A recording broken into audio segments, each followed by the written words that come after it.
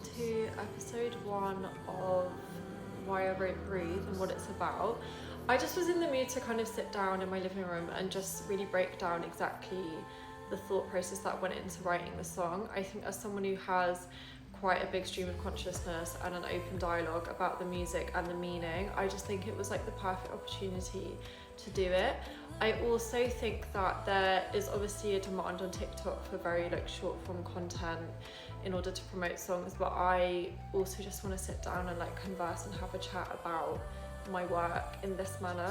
And those who enjoy it. Those who don't watch it, don't watch. If you're here, let's go. Literally just going to read the press release that I formulated by myself, not via ChatGPT like everybody else. Here it is.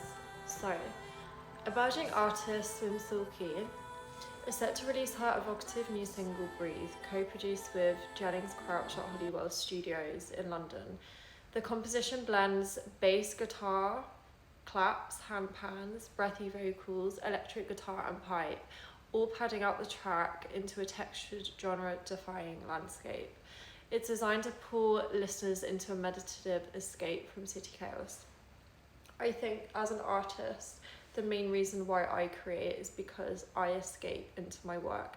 When I make music, I'm utterly present. I do not think about tomorrow. I do not think about what happened yesterday. It is my personal antidote, my personal therapy. It helps me escape that feeling of feeling compressed and claustrophobic and overwhelmed in a city.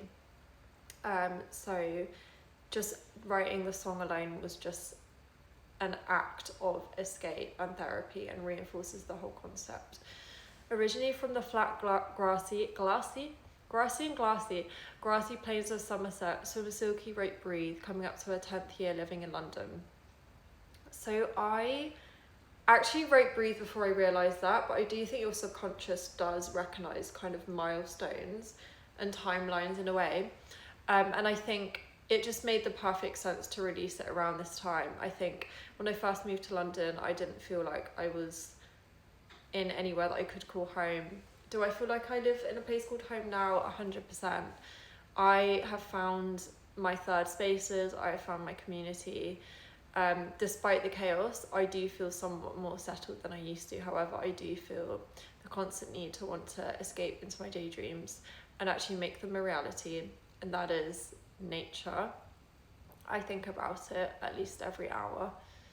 Okay, so as an artist, she feels the necessity of being in the thick of it all, the creative energy of the city, but also the need to balance that with moments of peace and stillness to maintain her well-being. Very important, guys. The track draws an imagery of forests, foraging, and the graceful calm of a wandering doe.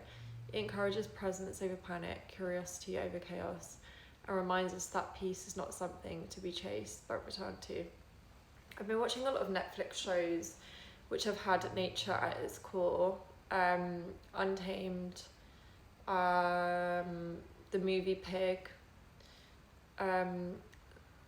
what else? Yellowstone.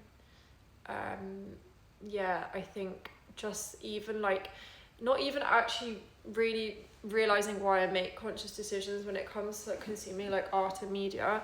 I do feel like there's definitely a yearning there to be somewhere else. It's filtering into the music I listen to, it's filtering into the things I'm watching, it's filtering into the music I'm writing. It's a very real thought process at the moment. I hate being tied down and I'm always craving space. This song is my way of extracting that and encouraging others to do the same. That's a quote directly from me. The inspiration behind Breathe comes from Swim Silky's own struggles with anxiety and the urge to control her environment. Stay tuned for episode 2 to find out where that comes from and why.